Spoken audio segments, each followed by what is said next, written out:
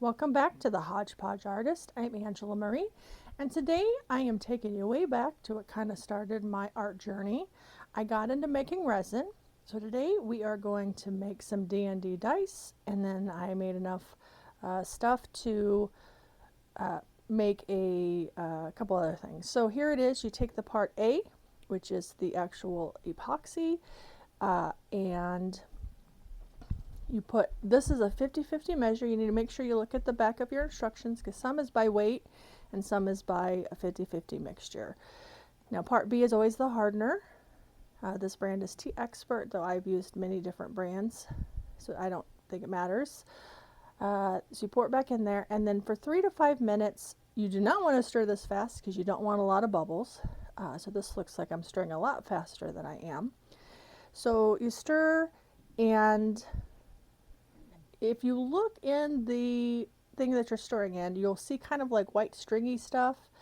Kind of when that's all gone, you will know that it's mixed pretty good, or it is mixed good, and you won't need to mix anymore. So I stir it around.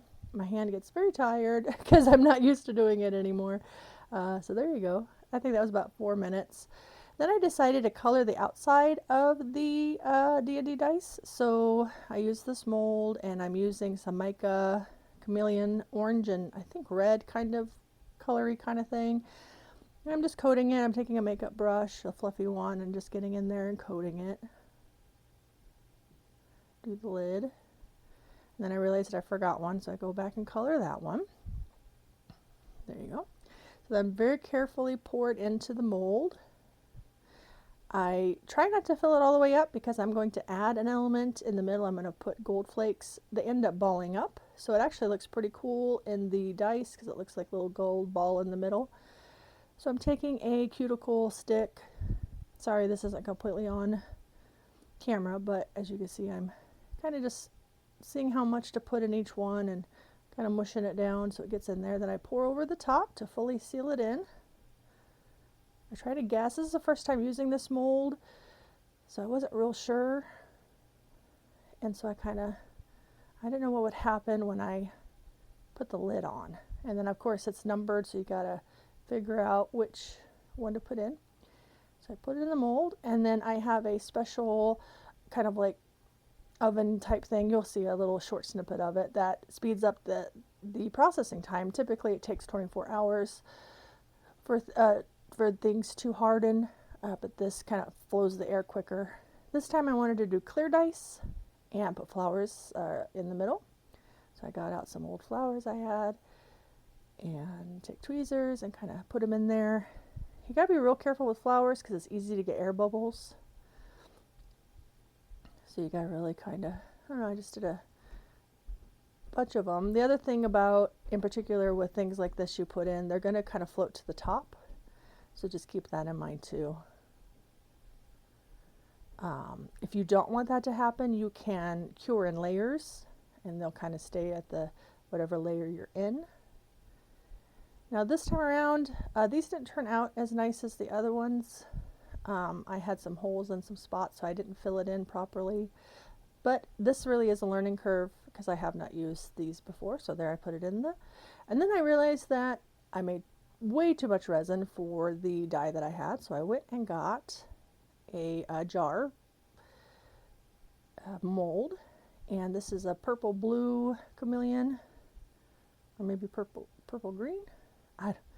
Purple blue, looks like purple blue.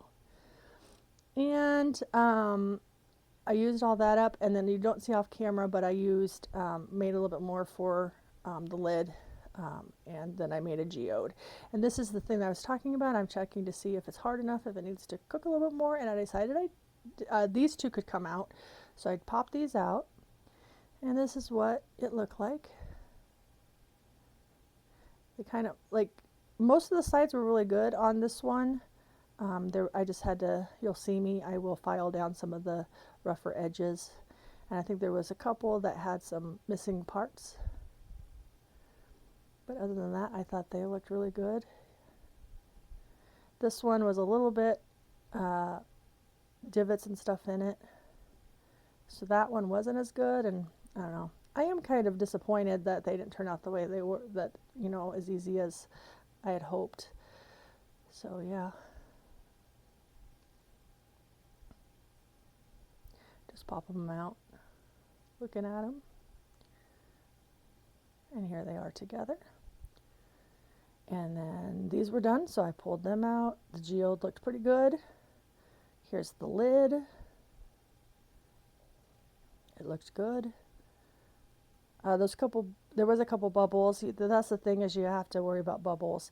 And around the rim at the bottom, you'll see some bubbles. And the lid had a couple, but not too many. And as you see, the lid fits on there, and you can do it. I do decide that the where the resin kind of sat outside of the mold was a little scratchy. Like maybe I would ding my finger on it using it. So I got out some sandpaper and kind of sanded that down. Now typically after I sand, I will buff it out with some car wax. That'll shine it back up. And if you, I don't know if you can tell, but you can see a rim of bubbles where the bubbles had kind of emerged. But I'm not looking to sell this, and it's at the bottom, so I'm not too worried about it. And then I go to doing the dice because, again, where the lid was, some of the edges were sharp. That's what I'm doing here, just kind of filing them down. And then the ones I'm putting up above, they didn't have any like holes in them that would need to be filled. So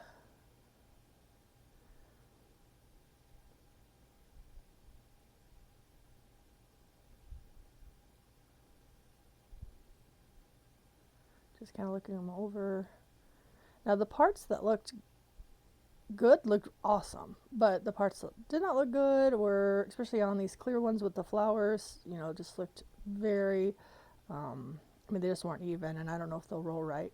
So what I decided to do, and now I'm going to show you UV resin. So there's a difference between epoxy, that is a slower dry, and then this kind, you use a UV light, kind of like this, if you ever got your nails done, if you got the UV, the gel nails. So this was a new bottle that I was opening up. I got this off Amazon in a 3-pack. And here we go. I put the gloves on. I did not put gloves on, though really you probably should have put gloves on with the other one, but I didn't get messy, so I didn't figure I would get too messy with the epoxy. But the UV resin is a smaller amount. You're touching it in and out. So here I am trying to reshape these holes that were in there and try to make them flat. So you put it under the UV light and that cures it. So instead of time, like if you never put it under the UV light, it would not cure, it would stay wet and gooey. So I just go around trying to fill all these holes. Curing time depends. These are clear, so curing time really isn't, you know, like 90 seconds usually it clears. So here I am kind of filling up these holes. What I end up learning is I should have got a stick, like a, you know, a popsicle stick, and smoothed out the epoxy. Because what I did after doing all this is I tried to buff out the upper edge. Like I filled it too full, and it just is too high of a mound. So I think I'm going to have to pick a warm day because I don't want to do it inside the house because of the epoxy. And here I am. I didn't do it on camera, so it's just a small snippet. So I'm going to do it outside. On a warm day, I have like a grinder kind of thing. So anyway, that's the 2 ways to use epoxy. Thank you for watching. Subscribe, comment, all that stuff.